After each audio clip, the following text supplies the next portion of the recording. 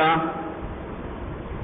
أشهد أن لا إله إلا الله وحده لا شريك له وأشهد أن محمدا عبده ورسوله اللهم صل على محمد وعلى آل محمد كما صليت على إبراهيم وعلى آل إبراهيم إنك حميد مجيد اللهم بارك على محمد وعلى آل محمد كما باركت على إبراهيم وعلى آل إبراهيم إنك حميد مجيد أعوذ بالله من الشيطان الرجيم بسم الله الرحمن الرحيم يا أيها الذين آمنوا كتب عليكم الصيام كما كتب على الذين من قبلكم لعلكم تتقون ஏகனாகிய அல்லாஹ்வை போற்றி புகழ்ந்தவனாக அவனால் எடுத்தறியப்பட்ட சைத்தான்களிலிருந்து பாதுகாவல் தோழியவனாக அந்த ஏகனுடைய நல்லரும் நமது முஸ்தபா ரசூலை கரீம் ஸல்லல்லாஹு அலைஹி வஸல்லம் அவர்கள் மீது அவர்கள் விட்டு சென்ற இஸ்லாத்தை தன் உயிர் கொடுத்து காத்த சத்திய சஹாபாக்கள் தாபீன்கள் தபோ தாபீன்கள் நல்லதை எடுத்துச் சொன்ன இமாம்கள் மீதும் குறிப்பாக இங்கே கூடியிருக்கக்கூடிய நம் அனைவர் மீதும் உண்டாவதாக. ஜும்ஆவுடைய தினத்திலே நாம் எல்லாம் இங்கே ஒன்று கூடி அமர்ந்திருக்கிறோம். முதலில் ஏகனாகிய அல்லாஹ் ஒருவனுக்கு அஞ்சு நடந்து கொள்ளுமாறு அவனிடமே நம்முடைய பாதுகாப்பையும் இறைஞ்சுதலையும் வைத்துக் கொள்ளுமாறு உங்களுக்கும் எனக்கும் நான் உபதேசம் செய்து கொள்கிறேன்.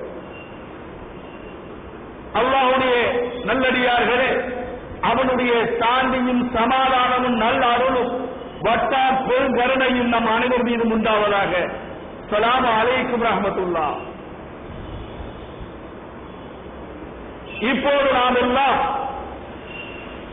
ஒரு அருளை நோக்கி இன்னும் சொல்ல வேண்டும் என்றால் பன்மடங்காக அல்லாஹ் அதிகப்படுத்தி தரக்கூடிய ஒரு மாதத்தை எதிர்பார்த்தவர்களாக, அந்த நாளை எதிர்பார்த்தவர்களாக நாம் எல்லாம் இங்கே அமர்ந்திருக்கிறோம்.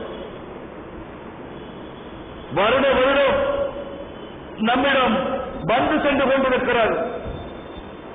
வருடம் நாமும் அதை நோட்டுக் கொண்டிருக்கிறோம். ஆனால் அல்லாஹ் குறிப்பிடுகிறானே, யா அய்யுஹல்லதீன ஆமனு,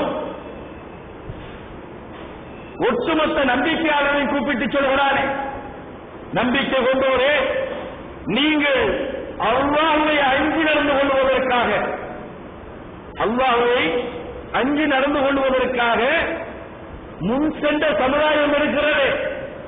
அதன் மீது எப்படி நோன்பு விதியாக்கப்பட்டதோ அப்படி உங்கள் மீதும் இதை விதியாக்கி இருக்கின்றோம். இது உங்கள் மீதும் விதியாக்கி இருக்கின்றோம்.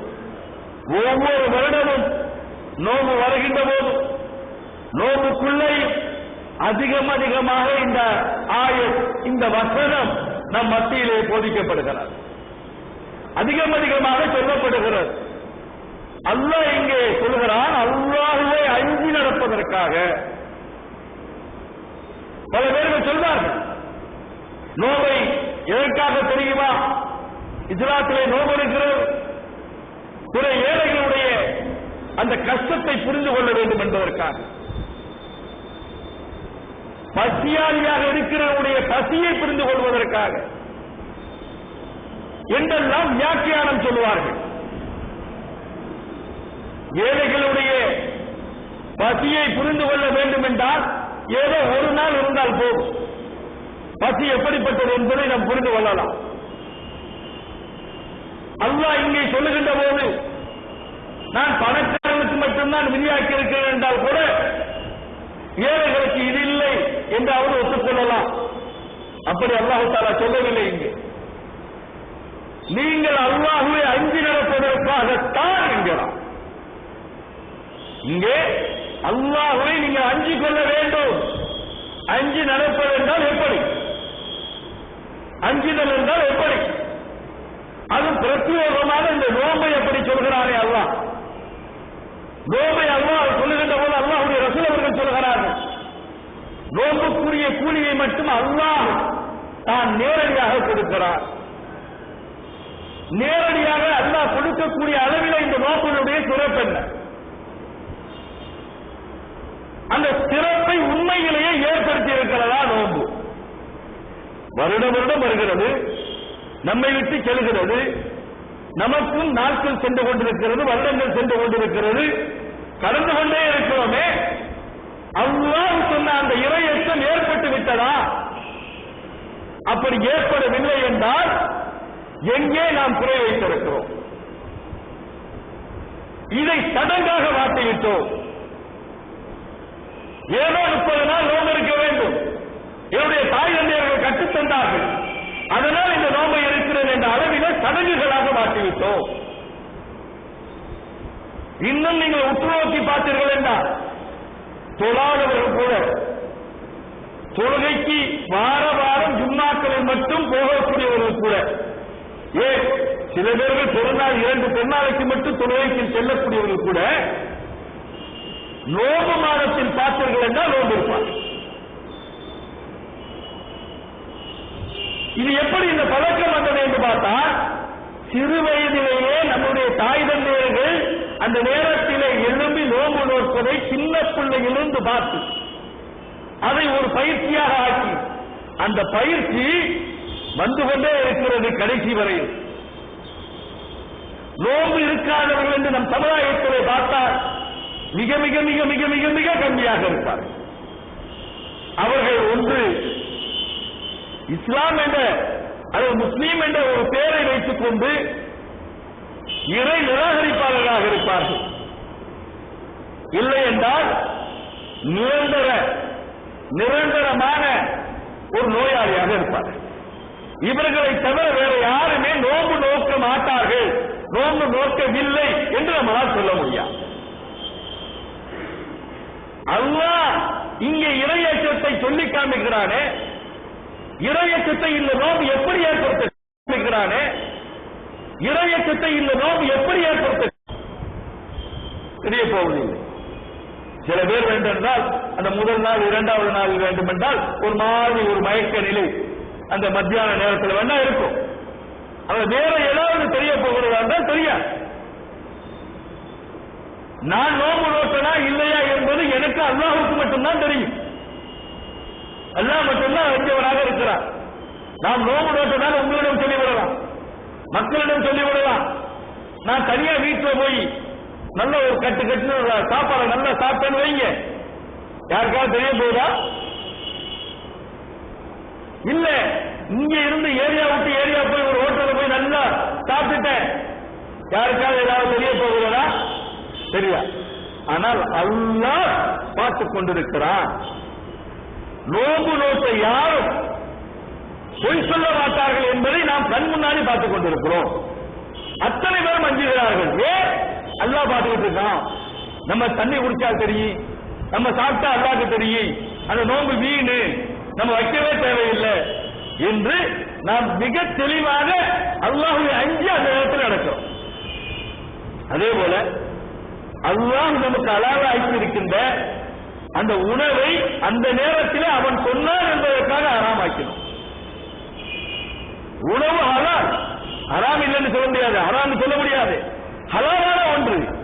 ஆனால் அவனுக்காக அவன் சொல்லிவிட்டான், இந்த நேரத்திலிருந்து இந்த நேரம் வரையில் சாப்பிடாது, இந்த நேரத்திலிருந்து இந்த நேரம் வரையில் பருகாது என்று அவன் சொல்லிவிட்டான். அதனால் கட்டுப்பட்டு இருக்கிறோம். அதே போல நம் இந்த மனைவியரோடு கூடுவது என்பது, உறவு கொள்வது என்பது நமக்கு ஹலாலாக்கப்பட்டது. அந்த ஹலாலாக்கப்பட்ட நம்முடைய மனைவியர்களுடன் அந்த நேரத்தில் மட்டும், எந்த நேரம்? அந்த 4:30 மணியிலிருந்து ஆரம்பிச்சு 6:45 மணி வரையிலும் அந்த நேரத்தில் மட்டும் மனைவியை விட்டு விலகி நிற்கிறோம். எந்த விதமான உறவு வைத்துக் கொள்ளவில்லையே. தனிமையில போய் ஒரு ரூம்ல இருந்து ஏதாவது பண்ணிட்டா யாருக்காவது தெரிய போகுதா? ஏன் மனைவி அவளோடு நான் இருக்கிறேன், யாருக்காவது ஒன்று பிரச்சனை வரப்போகிறதா? இல்லை. ஆனாலும் தனிமையில் கூட நாம் அப்படி இருக்க பிரியப்படுவதில்லை. ஏன்?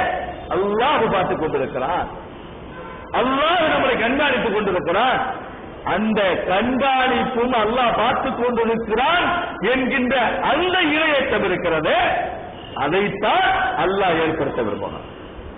நம்மிடம் எதை அல்லாஹ் எதிர்பார்க்கிறான் என்றால், நீங்க உண்ணாமல் பருகாமல் இருப்பதினால், அல்லாஹ்வுடைய ரசூல் சொல்றாங்க, நீங்க உண்ணாமல் பருகாமல் இருப்பதினால் எந்த விதமான லாபம் அல்லாஹ் இருக்குதா? ஒண்ணும் கிடையாது.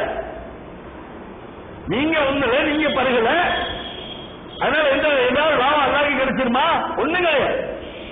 அப்ப அல்லாஹ் சொல்றான், உங்கள்கிட்ட இரையச்சம் வர வேண்டும் என்பதற்காகத்தான், உங்களுக்கு மாத்திரம் இல்லப்பா, முன்னாடி போன சமுதாயத்துக்கும் நான் விதியாக்கினேன், இதே விதியாக்கினேன் என்று சொல்லுகிறான். அந்த இரையச்சம் ஒவ்வொரு வருடமும் நம்மை விட்டு கடந்து செல்கிறது. ஒவ்வொரு வருடமும் நோம்பு நம்மளை விட்டு கடந்து செல்கிறது. ஒவ்வொரு வருஷமும் வருது. அந்த இரையச்சம் ஏற்படுத்தப்பட்டிருக்கிறதா? அப்படி அந்த இரையச்சம் இல்லை என்றால் அந்த நோம்பு நோற்றமே, அந்த நோம்புக்கு அர்த்தம் இல்லை. சும்மா நம்ம சும்மா சாப்பிடாம இருந்தோம், பருகாம இருந்தோம், சரின்னா டாக்டர்கள் சொன்னார்கள் வயிறு எல்லாம் சரியாகிவிட்டது, மிஷின் சரியாகிறதுக்காக இப்ப நிறைய வியாக்கியானங்கள் இப்ப சொல்லப்படும். அப்படிலாம் இல்ல. நீங்க சாப்பிடக்கூடிய நேரத்தை தான் மாற்றி வைத்திருக்கிறீர்கள். சாப்பிடாம இருக்கீங்களா? சாப்பிடக்கூடிய நேரம் காலையில, மத்தியானம் சாப்பிடக்கூடிய நேரத்தில் நீங்க சாப்பிடல, அதுக்கு பிறகு என்ன பண்றீங்க? நைட்டு சாப்பிடுறீங்க. 6:30 நோம்பு முடிஞ்சு போச்சுன்னா அதுல இருந்து ஆரம்பிச்சு அதிகாலை 4:30 மணி வரையிலும், அதிகாலை 4:30 மணி வரையிலும். இன்னும் தெளிவாக சொல்ல வேண்டும் என்றால், மற்ற மாதத்தில் கூட இப்படியெல்லாம் நம்ம சாப்பிடுவோமான்னு தெரியாது.